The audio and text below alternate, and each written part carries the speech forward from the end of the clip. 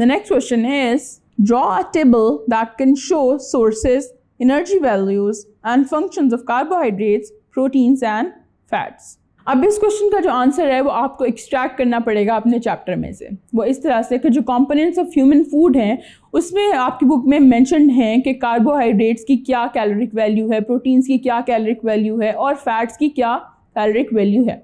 आपने इन तीनों को एक टेबल की फॉर्म में लिखना है। उस टेबल में आपने उनके सोर्सेज भी बता देने हैं कि कार्बोहाइड्रेट्स हम राइस से, व्हीट से, ग्रेन से, मिल्क से हासिल करते हैं। फिर एनर्जी जो है 4 किलो कैल हम एनर्जी हासिल करते हैं कार्बोहाइड्रेट से, वो लिखनी है। फिर आपने फंक्शन बताना है कि हमारी बॉडी में ये क्यों ज़रूरी हैं। हम इनसे ग्लूकोज बनती है, ग्लूकोज जो है वो हमारे लिए एनर्जी बनाने के काम आती है।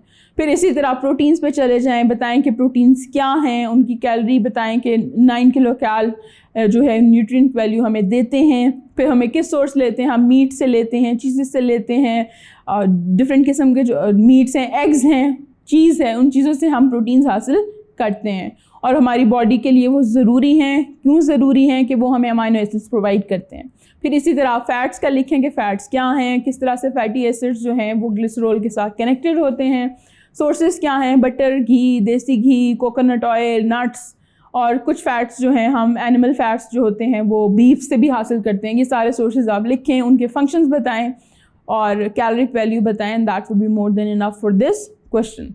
और अगर आप एक्चुअली समझना चाहते हैं कि और डिटेल्स क्या हैं इन सारी चीज़ों की और उनके स्ट्रक्चर्स कैसे होते हैं, तो you can watch my videos of chapter 8 at tutorial.pk।